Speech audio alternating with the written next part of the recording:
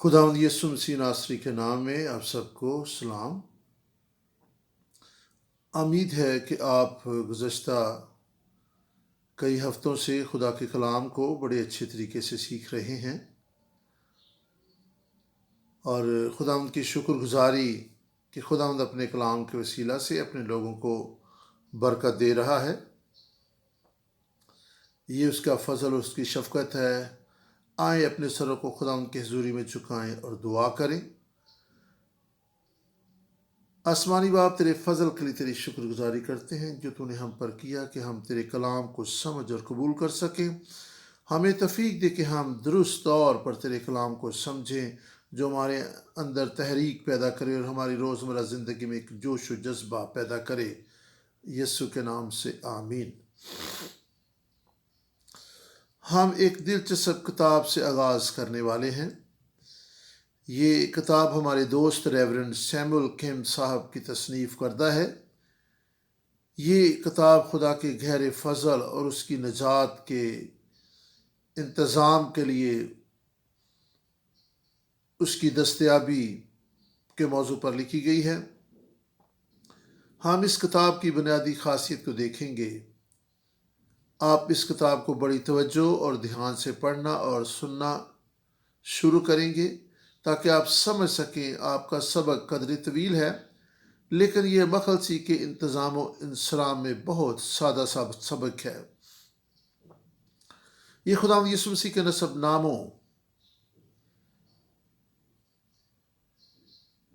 نامہ کے دوسرے حصے میں بادشاہوں کے چاگرد گھومتا ہے۔ اس سے پہلے کہ ہم آگے بڑھیں، ہمیں یہ سمجھنے کی ضرورت ہے کہ بائبل مقدس میں دو طرح کے نسب نامے ہیں۔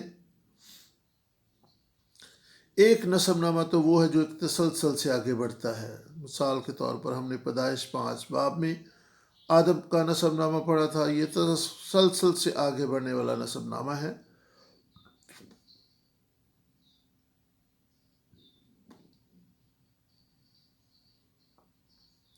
پیدائش 5 باب میں بیان کردہ نسب نامہ ایک تسلسل سے آگے بڑھتا ہے،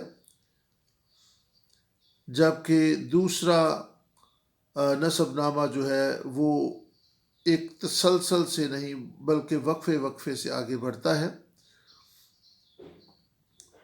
اور اس کو ہم میتھیو پہلے باب کی پہلی 17 آیت میں دیکھ سکتے ہیں۔ تسلسل سے آگے بڑھنے والے نسب نامہ میں نہ تو کوئی نام ہدف کیا گیا ہے، نہ ہی اس میں کوئی خلا یا وقفہ پایا جاتا ہے۔ تسلسل سے جاری رہنے والے نسب نامہ میں کوئی توقف نہیں پایا جاتا، بلکہ یہ ایک تسلسل سے آگے بڑھتا ہے۔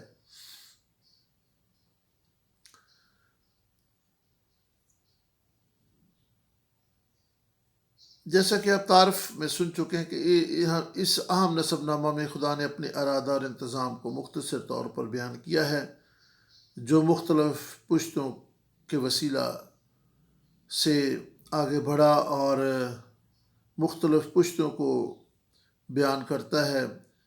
یہاں پر خدا نے واضح کیا ہے کہ کس طرح سے ہم اس کی میراث میں داخل ہو سکتے ہیں۔ یہ نکتہ بہت عام ہے کہ کس طرح ہم اس کے دور میں خدا کی پشت اور اس کی میراث کا حصہ بن سکتے ہیں۔ لیکن غور کریں تو آپ دیکھیں کہ خداوند یسوع مسیح کے نسب نامہ میں کچھ نام ہدف کیے گئے ہیں۔ پس ہم ان ناموں کا مطالعہ کرتے ہیں کیونکہ ہم ان ناموں کو اپنے فہم و فراست کے لیے سمجھنا چاہتے ہیں، بالکل ایسے جس طرح ہم ایک فلم میں مختلف کرداروں کو دیکھتے ہیں، جس میں ایک ہیرو بھی ہوتا ہے، ویلن بھی ہوتا ہے اور کچھ دوسرے کردار۔ ہر ایک شخص کا کردار اہمیت کا حامل ہوتا ہے۔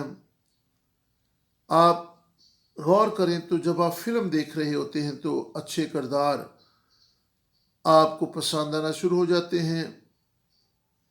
ایسا کردار آپ کے دلوں میں جگہ بنا لیتا ہے اور آپ کی ہمدردی اور جذبات حاصل کر لیتا ہے۔ اس اچھے کردار کا اثر آپ کے احساسات پر ہوتا ہے۔ ایسے کردار جو مشکلات اور مسائل کا شکار ہوتے ہیں اور نچلے طبقے سے اٹھ کر کوئی کارنامہ سر انجام دے کر ہیرو بن جاتے ہیں، ہمیں اس کردار سے محبت اور ہمدردی ہونے لگتی ہے۔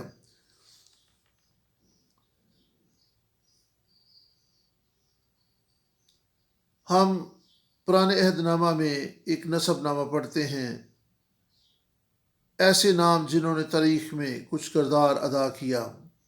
اس طرح ہم نااہل کرداروں کو بھی دیکھتے ہیں۔ پس عمومی طور پر یہ دونوں چیزیں ساتھ ساتھ چلتی ہوئی دکھائی دیتی ہیں، جس طرح کہ داؤد سے لے کر ابراہیم سے داؤد تک، اور پھر بابل کی اسیری سے خداوند یسوع مسیح تک کا نسب نامہ، اس میں 14 پشتیں بیان کی گئی ہیں۔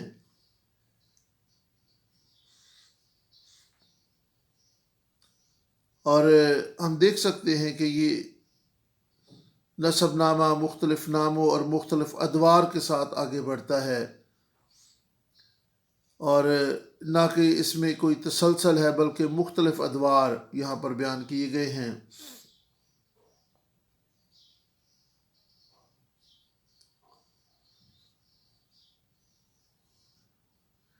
سو ہم ان مختلف ادوار کو دیکھیں گے کہ کس دور میں کون سے بادشاہ ہوئے، اور وہ کس دور میں اپنے اختتام کو پہنچے، ان کا عرصہ اقتدار کتنا تھا، اور پھر ہم ان کے کردار پر بھی نظر ڈال سکیں گے۔ پس کون سے ناموں کا ذکر خداوند یسوع مسیح کے نسب نامہ میں نہیں ہے؟ ایسے لوگ جو خدا کے خلاف اٹھ کھڑے ہوئے، ان کے نام نسب نامہ میں شامل نہ ہو سکے۔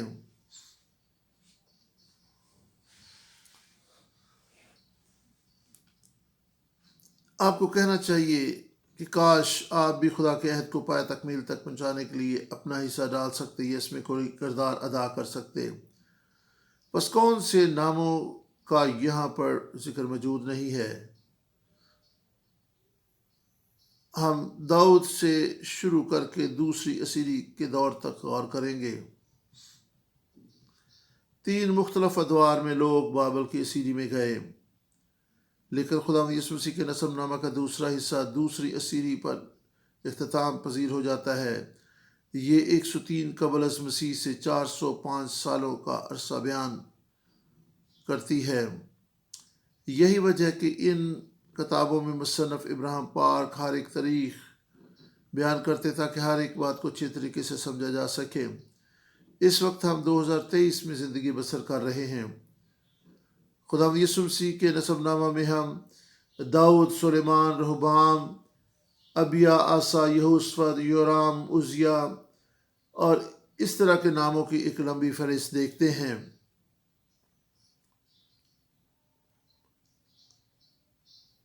اور پھر ہم یہاں پر ایسے نسب نامہ میں ایسے ناموں کو دیکھیں گے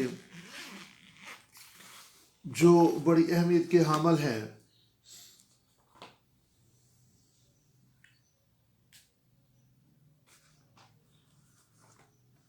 اور پھر آپ حزقیہ، منشی، امون، یوشیا، ان سارے نسب ناموں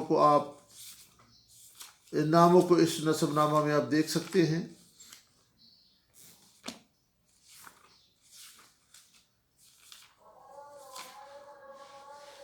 آپ نسب نامہ میں ان ناموں کو جب دیکھتے ہیں تو ہر ایک نسب نامہ کے کردار کو اور اس کی زندگی کو دیکھنا ضروری ہے۔ پہلی تواریخ 3 باب 11 آیت میں آپ دیکھ سکتے ہیں کہ یہاں پر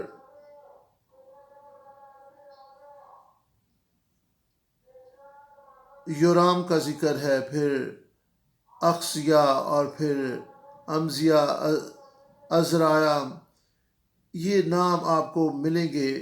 اور پھر یہی نام آپ کو متی 1 باب 8 آیت میں بھی دیکھنے کو ملیں گے۔ یہاں پہ آپ دیکھ سکتے ہیں یورام اور عزیہ بادشاہ کا ذکر آپ کو دیکھنے کو ملتا ہے۔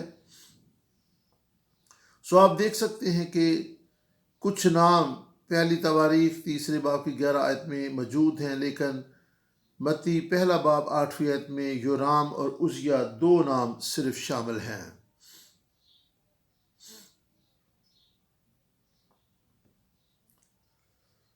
سو یورام اور اکسیا اور اتالیہ، یہ سب ناموں کا آپس میں کیا تعلق اور رشتہ تھا؟ آپ دیکھ سکتے ہیں کہ عزیہ جو تھا وہ بیٹا تھا، اور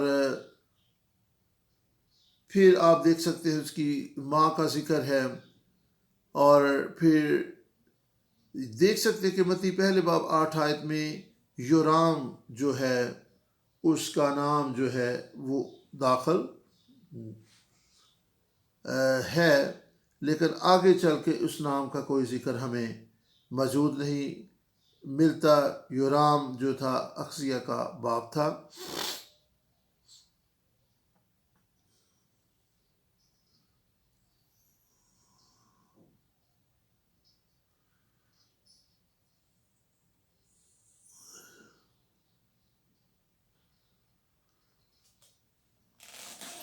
کئی ایک ایسے نام ہیں جن کے ہدف کیے جانے کے سبب سے لوگ الجھن اور پریشانی کا شکار ہوتے ہیں کہ کیوں ان ناموں کا ذکر نہ آیا اور کیوں ان ناموں کا ذکر آیا۔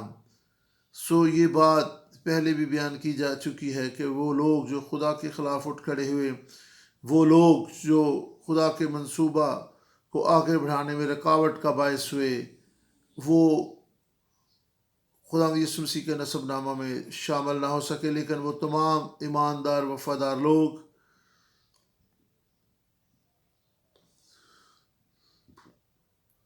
جو خدا کے پلان اور منصوبے کو پایا تکمیل تک پہنچانے کے لیے ایمان سے قبول کرتے رہے، قدم اٹھاتے رہے، ان کے نام خدا یسوع مسیح کے نسب نامے میں موجود ہیں۔ آپ دوسری سلاطین 8 باب 26 آیت کو اور پھر دوسری تواریخ 22 باب کی دوسری آیت کو بھی اپنے مطالعہ میں لا سکتے ہیں، نوٹ کر سکتے ہیں، اور بعد ازاں اس کو آپ پڑھ بھی سکتے ہیں۔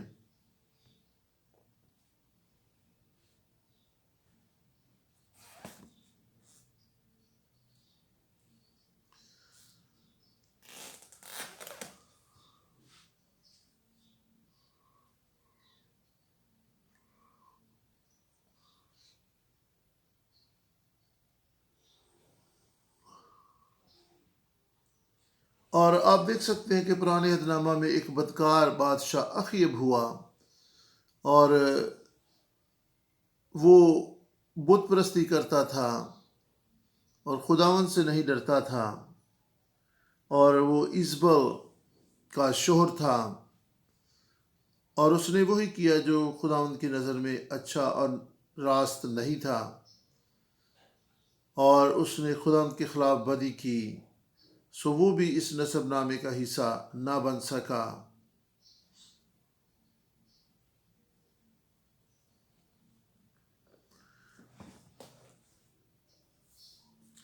یواس اور اتلیہ، یہ نام آپ کو عہد نامہ میں دیکھنے کو ملیں گے۔ پرانے عہد نامہ کو اگر آپ پڑھیں تو یہ نام وہاں پر موجود ہیں، لیکن یہ اپنی ناراستی کے سبب سے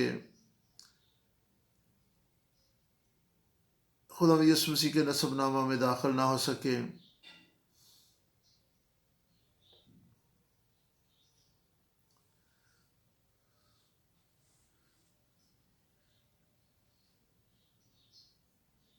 یہ لوگ صفائے ہستی سے مٹ گئے اور مختلف حادثات کا شکار ہو گئے، اور اس نسب نامے کا حصہ نہ بن سکے۔ آپ ابھی بیان کی گئے حوالہ جات جس طرح کہ پہلا تواریخ 11 اور 12 آیت، اور اس کے یعنی کہ 22 باب اس کی 11-12 آیت کو بھی دیکھیں، پہلی تواریخ 3 باب 11 آیت پر بھی اگر آپ نظر ڈالیں، متی 1 باب 8 آیت، تو یہاں پر آپ کو ان نسب ناموں میں ایک فرق دیکھنے کو ملے گا۔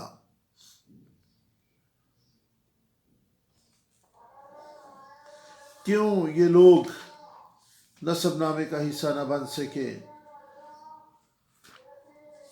اگر آپ ان نسب ناموں کو بغور پڑھیں جو کہ بظاہر بوریت پیدا کرنے والے محسوس ہوتے ہیں، تو آپ کو خدا یسوع مسیح کے نسب نامہ میں اور ان اس پرانے عہد نامہ تواریخ کی کتاب میں بیان کردہ نسب نامہ میں نمایاں فرق دیکھنے کو ملے گا۔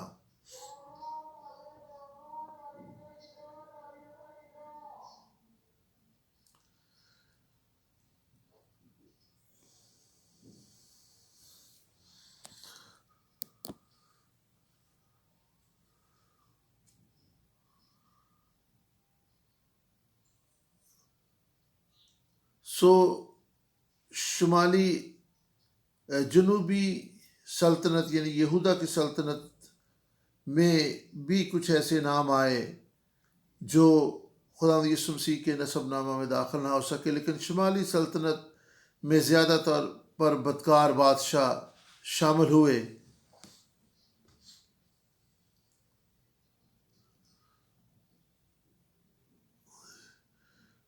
پرانے عہد نامہ کے تواریخ کی کتاب میں بیان کردہ نسب نامہ میں 3 پشتیں ہیں۔ ان میں ایک ملکہ بھی ہوئی جو جنوبی سلطنت پر حکمرانی کرتی تھی اور وہ بدکار عورت تھی۔ اور پھر ہم جنوبی یہودا میں چھٹا بادشاہ ہوا جو وہ اخزیہ تھا، اور وہ شاہ ارام کا سب سے چھوٹا بیٹا تھا۔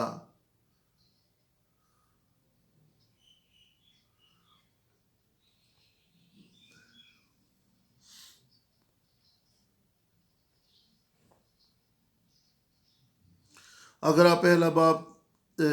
آپ پہلی تواریخ 3 باب 11 اور 12 آیت کو دیکھیں، ان ناموں اور ان خواہشات کے ساتھ آپ ان کی کردار کو دیکھ سکتے ہیں کہ وہ کیسا طرز زندگی اور طرز فکر رکھتے تھے۔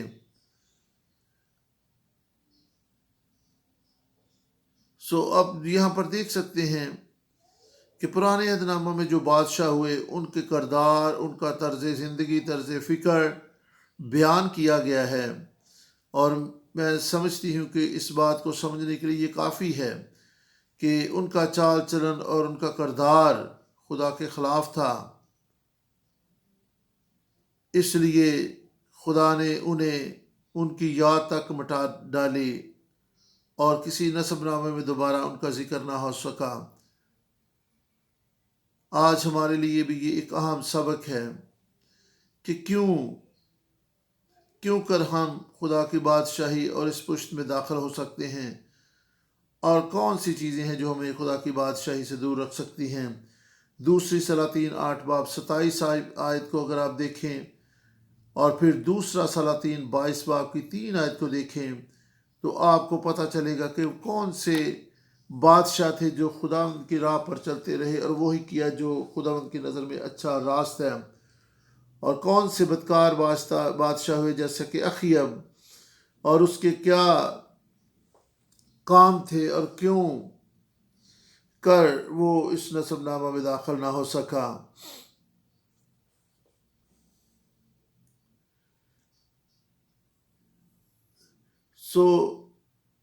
کچھ ایسے بادشاہ بھی آپ کو تاریخ میں ملیں گے، نسب ناموں ملیں گے، جو ناجائز طور پر اور دوسروں پر ظلم و جبر کر کے، دوسروں کو قتل کر کے تخت نشین ہوئے، اور ان کے دل کے محرکات اچھی نہیں تھے۔ ہمارے لیے یہ جاننا کس قدر ضروری ہے کہ ہم اسی برکت اور اسی سرفرازی کو قبول کریں جو خداوند کی طرف سے ہمیں ملتی ہے، اور کبھی بھی اپنے طور پر ان برکات کو اپنی زندگی میں نہ لیں جو بظاہر ہمیں برکت نظر آتی ہے، لیکن اس کے پیچھے ناراستی ہے، دوسروں پر ظلم و جبر ہے، دوسروں کا حق مارنا ہے۔ اور مجھے یہاں پہ ایک بڑی اچھی بات یاد آ رہی ہے، میں نے خدا کے خادم سے سیکھی۔ اس نے کہا کہ ہمیں خداوند کا انتظار کرنا چاہیے کہ وہ ہمارے لیے دروازہ کھولے، نہ کہ ہمیں از خود دروازہ توڑنا ہے۔ اور پھر آپ نئے عہد نامہ میں بھی دیکھ سکتے ہیں کہ خدا یسوع مسیح نے کہا کہ دیکھ میں دروازہ پر کھڑا ہوا کھٹکھٹاتا ہوں۔ خداوند یسوع جو خالق کل مالک کل ہے، وہ بھی کھڑا انتظار کرتا ہے کہ کوئی اس کے لیے دروازہ کھولے۔ عزیزوں، کہ اس قدر ضروری ہے کہ ہم بھی انتظار کریں کہ خداوند ہمارے لیے کوئی دروازہ کھولے، نہ کہ ہم دروازوں کو توڑنے والے ہوں اور کوئی ایسی چیز، کوئی ایسی برکت لے لیں جو خداوند ہمارے لیے نہیں رکھتا، اور ہم دوسروں پر ظلم و جبر کرنے والے ہوں۔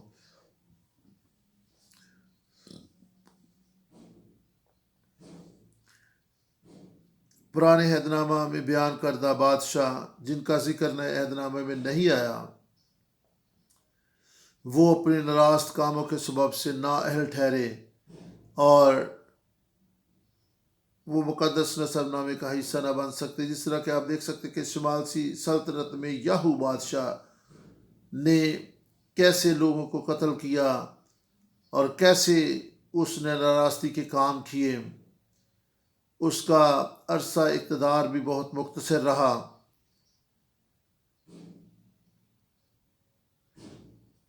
یہ بت پرستی بھی کرتا تھا اور ناراستی کے کام کرتا تھا، اور اس کے کام اور اس کے فعل خداوند کی نظر میں بالکل بھی اچھے نہیں تھے۔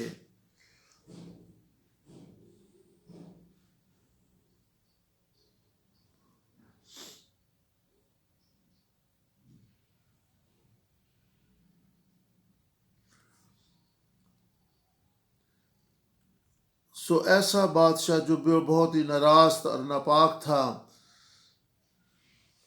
ہم دیکھ سکتے ہیں کہ دوسری سلاطین 9 باب 27 آیت میں اس شخص کے کرتوت اور کام کیسے تھے، اور وہ کیوں کر خدا کی بادشاہی کا، اس کے نسب نامہ کا، اس کی میراث کا حصہ نہ بن سکا۔ میرے ساتھ دوسری سلاطین نکالیے اور اس کے 9 باب کی 27 آیت کو اگر آپ دیکھیں تو وہاں پر اس شخص کے تعلق سے لکھا ہے، اور اس پورے 9 باب کو اگر آپ پڑھیں تو آپ دیکھ سکتے ہیں کہ مکمل تفصیل آپ کو دیکھنے کو ملے گی کہ کس طریقے سے یہودا، جو شاہ یہودا اخزیہ، کس طرح وہ یاہو کے ہاتھوں قتل ہوا، اور کس طریقے سے اخزیہ بادشاہ کے ناراست کام تھے، اور یاہو نے اس کا پیچھا کر کے اسے قتل کر ڈالا۔ وہ برکت اور جو سرفرازی خداوند کی طرف سے نہیں ہوتی، اس کے ساتھ دکھ ہوتا ہے، لیکن وہ برکت جو خداوند کی طرف سے ملتی ہے اس میں دکھ ملا ہوا نہیں ہوتا۔ اپنے وقت کا انتظار کریں، خداوند کے دروازہ کھلنے کا انتظار کریں کہ خداوند کی طرف سے دروازہ کھلے، اور کبھی بھی جلد بازی نہ کریں، کبھی بھی حسد نہ کریں، کبھی بھی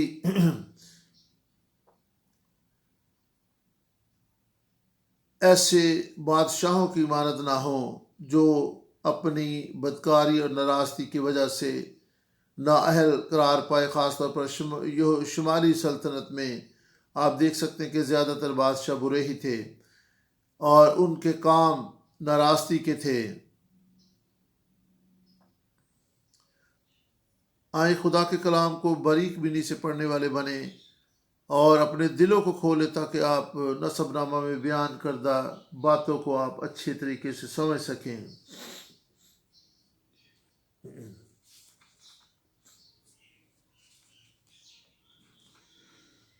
خداوند آپ کے لیے اچھے منصوبے رکھتا ہے، لیکن ہم اپنی جلد بازی سے، ہم اپنی ناراستی کی وجہ سے ان منصوبوں سے باہر نکل جاتے ہیں۔ خداوند کا منصوبہ یہی ہے کہ ہم اس کی میراث میں شامل ہوں۔ آپ عطلیہ کو دیکھ سکتے ہیں کہ اس نے یہودا کی شاہی نسل کو نیست و نابود کیا، لیکن بالآخر پھر اس کا بھی بیٹا مارا گیا، اس کا قتل ہوا، اور پھر عطلیہ بھی اپنے انجام کو پہنچی۔ آپ یہاں پر انجام دیکھ سکتے ہیں کہ ناراستی کے کاموں کا اور ہر ان برے کاموں کا انجام کس قدر بھیانک ہوتا ہے۔ عطلیہ शैतान के हाथों में कठपुतली बन गई। सो जब उसका बेटा मारा गया तो उसने भी बादशाह के पोतों को मार डाला, और उसका मकसद यही था कि वे दाऊद की नस्ल को मिटा डाले, क्योंकि उसके अंदर एक तलखी मौजूद थी। आप अपने रवैयों को चेक करें, अपनी ज़िंदगी को चेक करें। क्या हसद के सबब से हमारी ज़िंदगी में कोई कड़वी जड़ तो नहीं फूट निकली? कोई नाराज़गी हमारी ज़िंदगी में मौजूद तो नहीं है? क्योंकि कोई भी हसद, कोई नापाकी, नाराज़गी, कड़वाहट, तलखी जब हमारी ज़िंदगी में मौजूद रहती है तो वो बिल आखिर नाराज़गी और बदकारी की तरफ ले जाती है, और हमें ऐसे काम गुजरते हैं जिनका खमियाजा हमें नस्ल दर नस्ल भी भुगतना पड़ सकता है।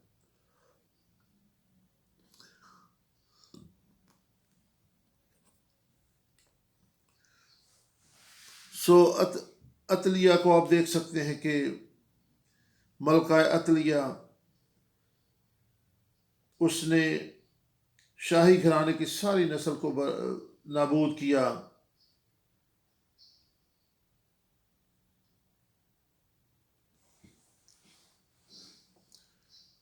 अतलिया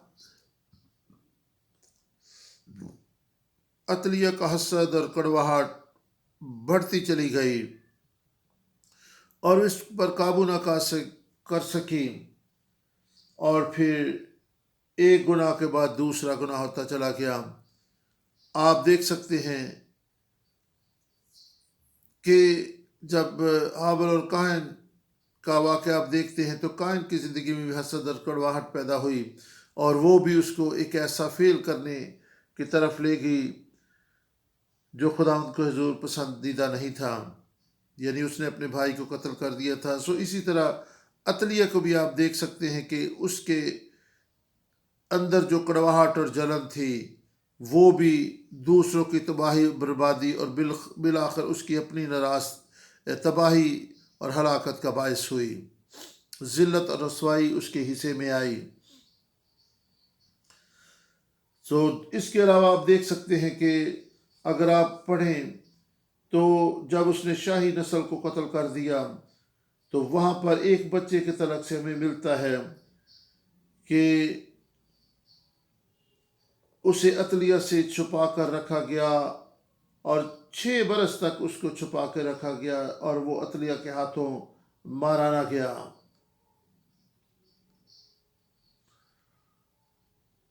तो हम देख सकते हैं कि उस बच्चे को अतलिया से महफूज कर लिया गया और उसकी परवरिश की गई, और उस बच्चे को खुदा की तरफ से तहफ़्फ़ुज़ मिला।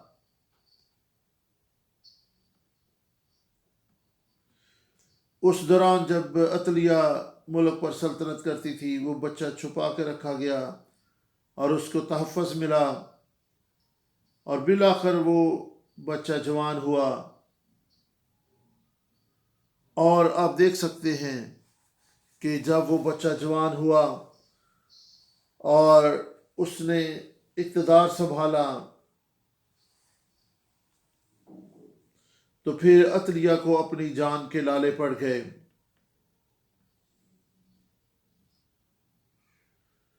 सो हर एक बुराई और नाराज़गी का अंजाम ज़रूर होता है। अगर खुदा ने हमसे अहद बांधा है, और यकीनन खुदावंद यीशु मसीह के वसीला से हमारे साथ अहद बांधा गया है, और खुदावंद चाहता है कि हम अहद पर कायम रहें और वो बरक़ात जो खुदावंद यीशु मसीह के वसीला से हमें मिल चुकी हैं उनको लें, और वही इज़्ज़त और मकाम हासिल करें जो खुदावंद की तरफ से हमें मिलता है, ना कि अपने तौर पर कोई नाराज़गी का काम करें और ज़बरदस्ती कोई दरवाज़ा अपने लिए खोलें। अतलिया का अंजाम आपके सामने है। 23वें बाब को अगर आप देखें, 23वां बाब दूसरी सलातीन का अगर आप देखें तो वहाँ पर आपको یہودا کا بادشاہ یوسیہ جو ہے وہ تخت سلطنت پر دیکھنے کو ملے گا، جو یہودا کی سلطنت تھی۔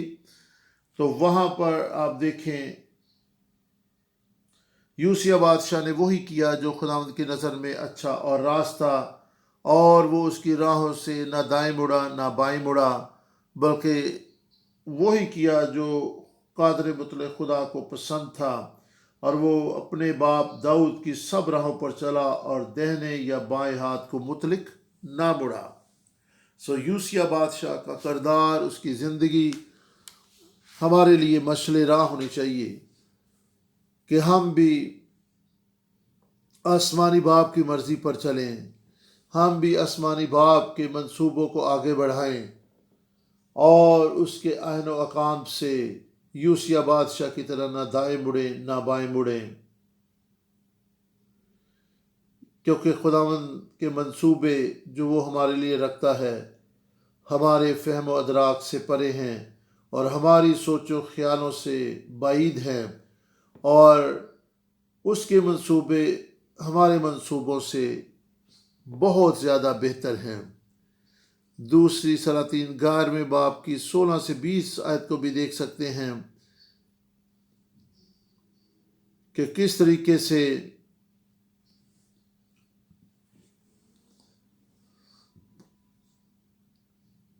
دوسری سلاطین آپ 11 باب 16 سے 20 آیت کو دیکھ سکتے ہیں۔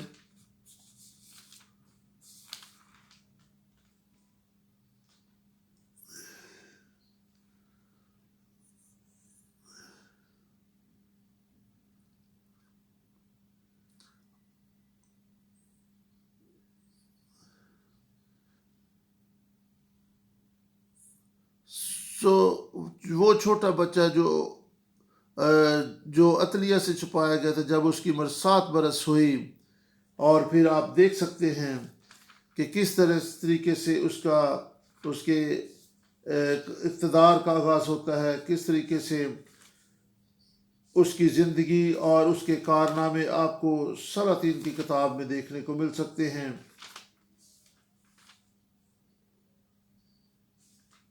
اور پھر آپ آگے چل کر دیکھ سکتے ہیں کہ کس طریقے سے یوسیہ بادشاہ نے ہیکل میں خدا کی پرستش کو بحال کیا، بت پرستی کا خاتمہ کیا، اور پھر یسیرتیں ڈھا دیں۔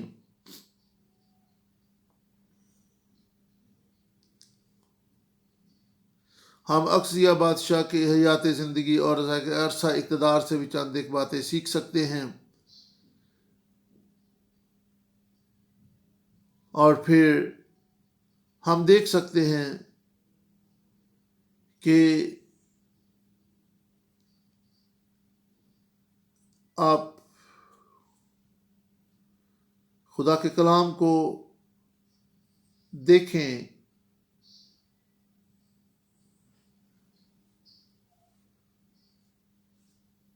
عطلیہ کو جب وہ ایک ایسے پھاٹک پر آئی جو گھوڑا کا پھاٹک ہے، تو وہاں پر اس کو ہلاک کیا گیا۔ تو یہاں پر آپ دیکھ سکتے ہیں کہ وہ گھوڑوں کو پھاٹک ایک ایسی جگہ تھی جہاں پر بہت بدبو ہوتی تھی، اور وہ ذلت اور رسوائی کی وہاں پر موت مری۔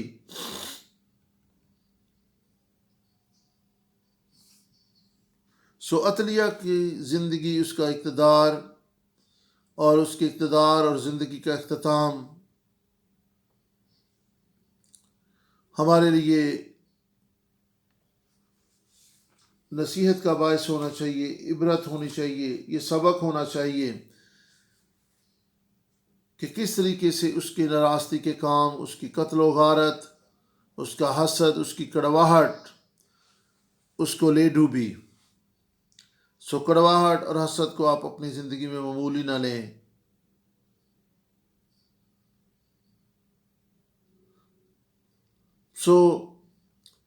وہ لوگ جو خدا کے منصوبے میں ہوتے ہیں، اس چھوٹے بچے کی طرح جسے عطلیہ سے چھپوایا گیا تھا، وہ خدا کے تحفظ میں رہتے ہیں اور خداوند وقت پر ان کو سرفرازی دیتا ہے۔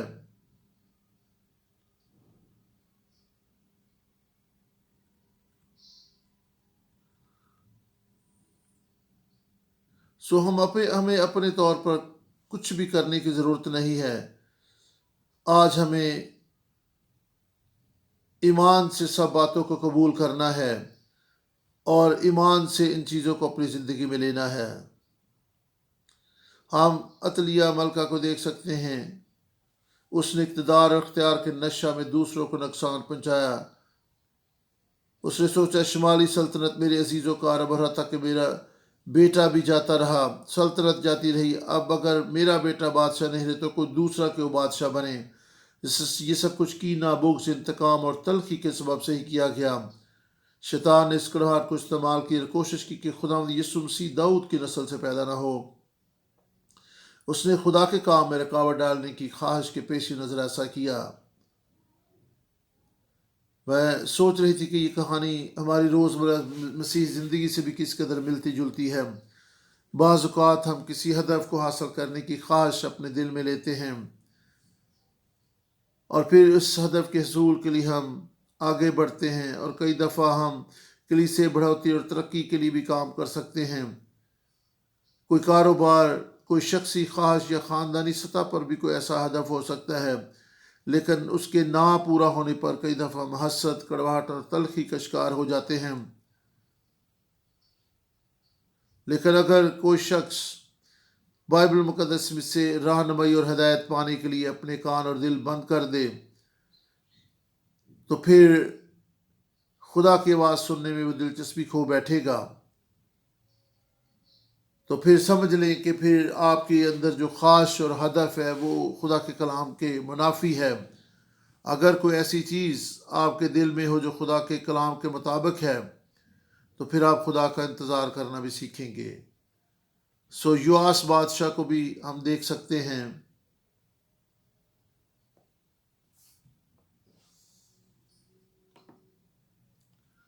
دوسری سلاطین 12واں باب اگر آپ دیکھیں تو وہاں پہ یواس بادشاہ کا ذکر آپ کو ملے گا۔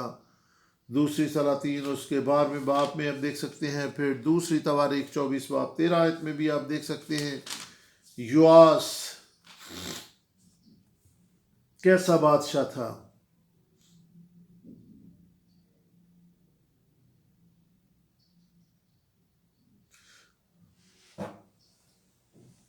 اور یہو کے 7ویں برس یہو آس بادشاہ ہوا، اور اس نے یروشلم میں 40 برس سلطنت کی۔ اس کی ماں کا نام زیبا تھا جو بیر سبا کی تھی۔ اور یواس نے اس تمام عرصہ میں جب تک یہویدا کاہن اور اس کی تعلیم اور تربیت کرتا رہا اور وہی کام کیے جو خدا کی نظر میں ٹھیک ہے۔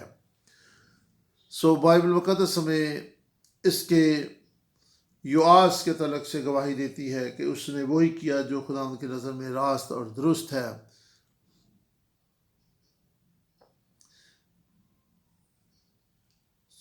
ہم دیکھ سکتے ہیں کہ وہ لوگ جو خداوند کی راہ سے ہٹ گئے وہ ناراستی کے کاموں میں پڑ گئے۔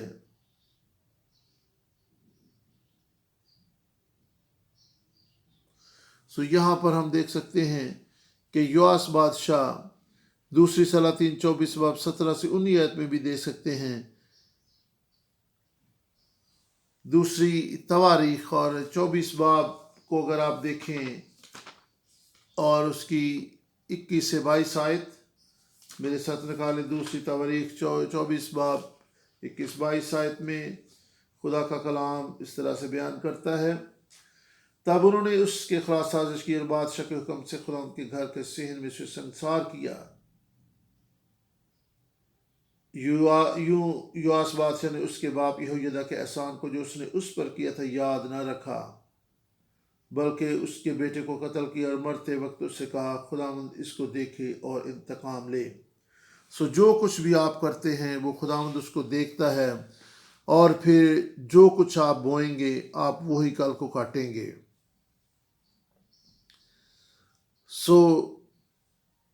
یواس، یوسیہ اور دوسرے بادشاہ اور ملکہ عطلیہ اور ان سب لوگوں کے کام آپ کے سامنے ہیں۔ اکسیا بادشاہ کو دیکھ لیں، اخیب کو دیکھ لیں، ایزبل کو، یہ سب لوگ اور ان کے کردار اور ان کی زندگی آپ کے سامنے ہے۔ جس شخص نے جو کیا، جیسا کیا، اس کو اس کا انجام اور اس کا ثمر ملا۔ وہ رتبہ، وہ مقام جو آج خداوند نے آپ کو دیا ہے، آپ اس کس طریقے سے اس کو استعمال کر رہے ہیں۔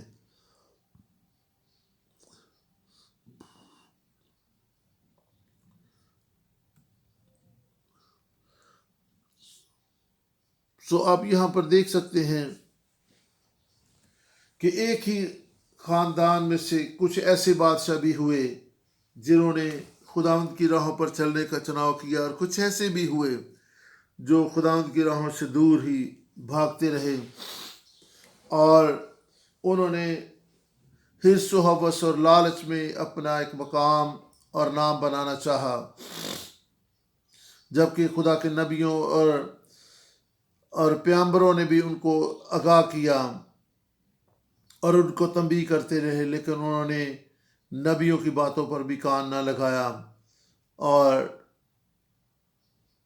اپنی ڈگر اور اپنی روش پر آگے بڑھتے رہے۔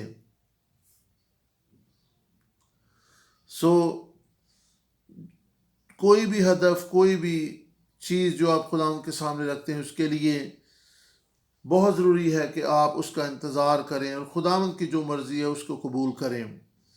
ہر وہ چیز، ہر وہ ہدف جو ہم حاصل کرنا چاہتے ہیں، ضروری نہیں کہ وہ خدا کے کلام کے مطابق ہو یا خدا کی مرضی کے مطابق ہو۔ کئی دفعہ وہ اچھی اور بھلی چیزیں جن کو ہم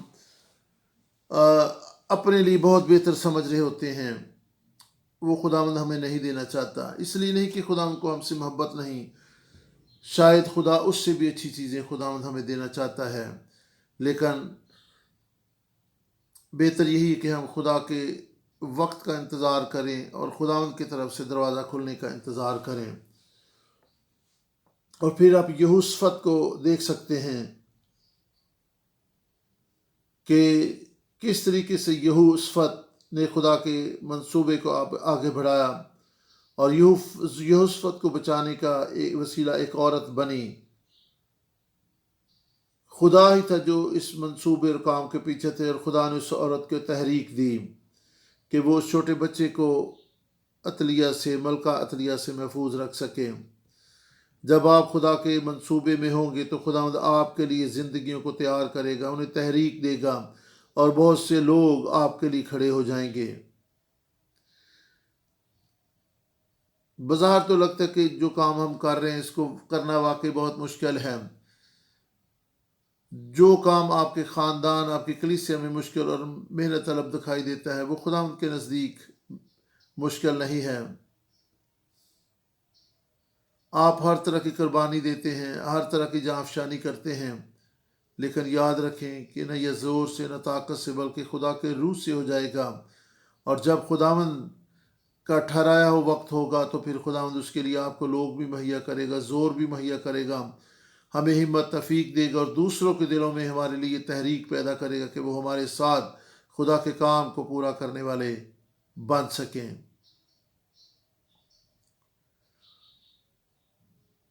کبھی بھی آپ خدا کے فضل اور اس کی پرستش اور عبادت کو نہ بھولیں۔ ہمیشہ خدا کے گھر کو آپ بحال کرنے کا منصوبہ بنائیں، اور جو کچھ بھی کریں، کلام یا کام کریں، سب کچھ خدا کے جلال کے لیے ہونا چاہیے۔ اور 34واں باب اگر آپ دیکھیں، دوسری سلاطین کا 34واں باب اگر آپ دیکھیں، 24واں باب، تو یہاں پر 22-23 آیت میں بھی آپ دیکھ سکتے ہیں۔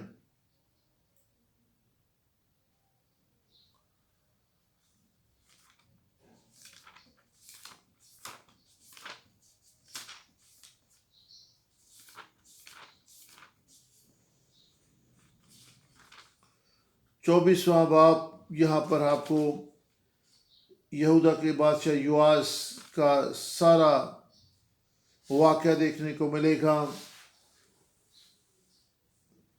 یہاں پر اس کے سارے کارنامے اور اس کے سارے کام جو اس نے کیے آپ کو یہاں پر دیکھنے کو مل سکتے ہیں، لیکن یاد رکھیں کہ کبھی بھی آپ خدا کے حکمت سے باہر جا کر خوشحال نہیں رہ سکتے۔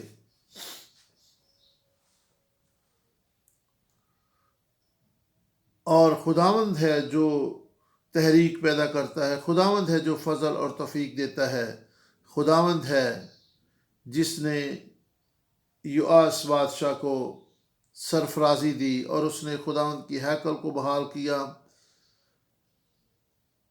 لیکن وہ لوگ جنہوں نے خدا کے فضل کو ناچیز جانا، بت پرستی میں پڑ گئے، وہ ہلاک ہوئے، ان کا اقتدار اور اختیار ان سے جاتا رہا، کیونکہ خداوند جو ہے وہ عدالت کرتا ہے، خداوند ہے جو آپ کے ہر ایک کام کا بدلہ دیتا ہے۔ سو آپ دوسری تواریخ 24ویں باب میں یواس کے سارے واقعہ کو، اس کے اقتدار اور اس کی زندگی کے اختتام کو بھی آپ دیکھ سکتے ہیں۔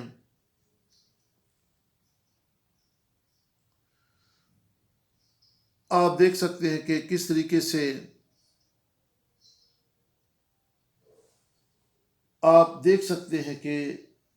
کس طریقے سے یواس کا اقتدار شروع ہوتا ہے اور کس طریقے سے اس کا اختتام ہوتا ہے۔ وہ کون سی ایسی چیزیں تھی جو خدا کو اس کی زندگی اور اقتدار میں پسند آئیں، اور وہ کون سے ایسے کام تھے جو اس کی سرفرازی اور برکت کا باعث ہوئے۔ یواس نے 40 برس سلطنت کی اور یروشلم میں اس نے سلطنت کی، اور وہ خدا کا خادم تھا۔ اس نے روپیہ پیسہ اکٹھا کر کے ہیکل کی مرمت کروائی، اور اس نے ہر وہ کام کیا جو خدا ان کی نظر میں اچھا تھا۔ اس نے ہیکل کے برتن وہاں پر تیار کروائے، اور پھر یواس کا عہد حکومت بھی آپ کو 24ویں باب میں ہی ملے گا کہ کس طریقے سے اس کا اقتدار اختتام کو پہنچا، اور اس کے بعد امسیہ اس کی جگہ پر سلطنت کرنے لگا۔ 25ویں باب سے امسیہ کا دور اقتدار شروع ہوتا ہے۔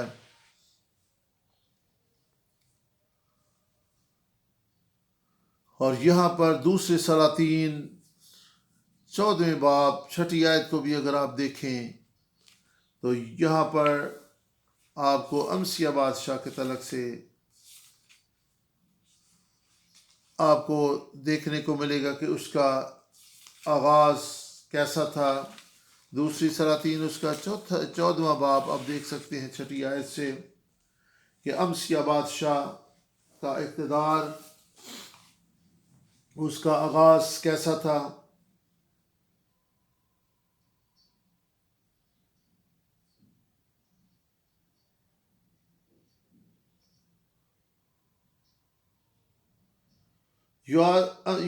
یہودا کا بادشاہ امسیہ جو ہے، اس نے 29 برس یروشلم میں سلطنت کی، اور شاہ یہودا یواس کا بیٹا امسیہ سلطنت کرنے لگا، اور 25 برس اس نے یروشلم میں سلطنت کی، اور اس نے وہ کام کیے جو خدا کی نظر میں بھلا تھا، تو بھی اپنے باپ داؤد کی مانند نہیں، بلکہ اس نے سب کچھ اپنے باپ یواس کی طرح کیا۔ اس نے خدا کے کلام کو مد نظر رکھا۔ 5ویں آیت میں اگر آپ پڑھیں تو وہاں پہ لکھا ہے جب وہ سلطنت کرنے لگا، سلطنت اس کے ہاتھ میں مستحکم ہو گئی، تو اس نے اپنے ان ملازموں کو جنہوں نے اس کے باپ بادشاہ کو قتل کیا تھا جان سے مارا، پر اس نے ان خونیوں کے بچوں کو جان سے نہ مارا، کیونکہ موسیٰ کی شریعت کی کتاب میں جیسا خدا نے فرمایا لکھا کہ بیٹوں کے بدلے باپ مارے نہ جائیں۔ سو یہاں پر دیکھ سکتے ہیں کہ اس کے کچھ کام اچھے تھے اور کچھ اچھے نہیں تھے۔ انتقام، تلخی، کڑواہٹ اس کی زندگی میں موجود تھی، تو بھی اس نے خدا کے کلام کو مد نظر رکھا۔ उसने रुपए पैसे और अपनी अस्करी क़ुव्वतों पर भरोसा किया। दूसरी तवारीख 25 बाब की 5-6 आयत बताती है कि उसने रथ 1,00,000 जो जंगजू हैं, सूरमा हैं, उनको हायल किया। और फिर दूसरे उसके काम आप देख सकते हैं कि किस तरीके से उसने अस्करी ताकत का इस्तेमाल किया, रुपए पैसे पर उसका भरोसा था। ताहम उसने खुदावंद के कलाम को भी मद्देनज़र रखा और अपनी राहों और रवशों पर भी चलता रहा। और अमसिया बादशाह के तलक से आप मुख्तसर ये कह सकते हैं कि उसका तर्ज ज़िंदगी जो है वो पूरे तौर पर खुदावंद के साथ जुड़ा हुआ नहीं था। उसका तर्ज ज़िंदगी मुकम्मल तौर पर खुदावंद की मर्ज़ी के मुताबिक नहीं था, बल्कि उसने कुछ अच्छे काम भी किए और कुछ अच्छे काम ना भी किए।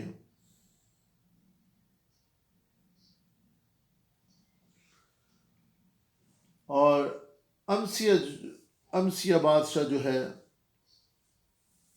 वो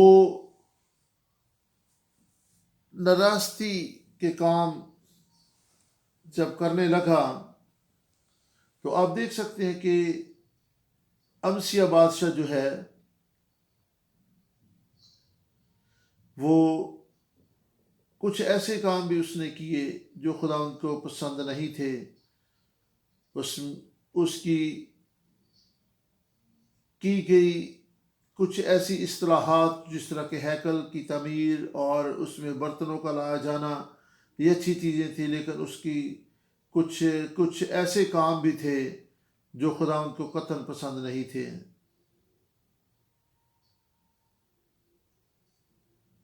और उसकी ज़िंदगी का तकब्बर और उसका खुदावंद के बजाय दूसरी चीज़ों पर भरोसा और तवक्कल और फिर बुत परस्ती और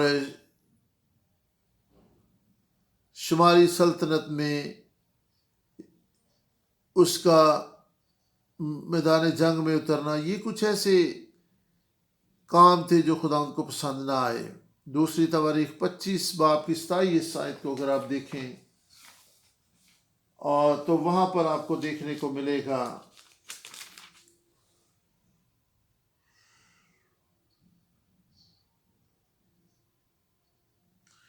और जब से अमसिया खुदावंद की पैरवी से फिरा तब ही से यरूशलेम के लोगों ने उसके खिलाफ साजिश की। सो वो लकीस को भागा, पर उन्होंने लकीस में उसके पीछे लोग भेजे और उसे वहाँ कत्ल किया। आप देख सकते कि अमसिया बादशाह खुदावंद की पैरवी से फिर गया और फिर लोग उसके खिलाफ साजिश करने लगे। इस तरह अजीज़ों, जब हम खुदावंद की इस पैरवी से फिर जाते हैं तो बदी और नाराज़गी की क़ुव्वतें हमारे खिलाफ भी साजिशें करना शुरू कर देती हैं और अबलीस के जलते तीरों का रुख जो है हमारी तरफ हो जाता है। जो कोई भी तारीख़ में खुदावंद के ख़िलाफ़ खड़ा हुआ, खुदा ने उसकी अदालत की और फिर उनकी ज़िंदगियों का अख्ताम बहुत ही हौलनाक हुआ। यसाया 3 बाब 1 आयत और फिर हिजकिय्याह 29 बाब 7 आयत, ये हवाला जात आप देख सकते हैं। और आपको कुछ ऐसे बादशाह भी मिलेंगे जिनका आगाज़ बहुत अच्छा था लेकिन इख्तिताम बहुत ही बुरा हुआ, और वजह यही थी कि वो खुदा के ख़िलाफ़ उठ खड़े हुए। और यसाया 3 बाब की 1 आयत को अगर आप देखें, अच्छा कि हम इस हवाला को पढ़ें। यसाया 3 बाब की 1 आयत में खुदा का कलाम बयान करता है, क्योंकि देखो खुदावंद रब्बुल फ़ाज़ यरूशलेम और यहूदा से सहारा और तकिया, रोटी का तमाम सहारा और पानी का तमाम तकिया दूर कर देगा। सो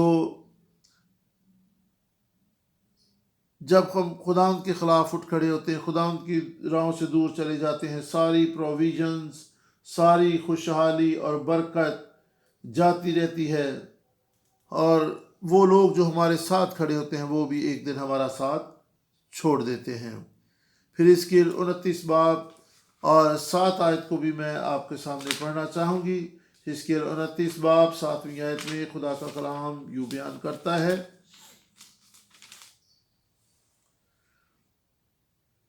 जब उन्होंने तुझे हाथ में लिया तो तू टूट गया और उन सब के कंधे जख्मी कर डाले। फिर जब उन्होंने तुझ पर तकिया तो तू टुकड़े टुकड़े हो गया और उन सब की कमरें हिल गईं। इसलिए खुदा यूँ फरमाता कि देख, मैं एक तलवार तुझ पर लाऊंगा और तुझ में इंसान और हैवान को काट डालूंगा, और इस मुल्क के मिस्र औजाड़ और विनाश हो जाएगा, और वहां जानेंगे कि मैं खुदावंद हूँ। ज़बूर 28 बाब की 7 आयत को भी आप देखें।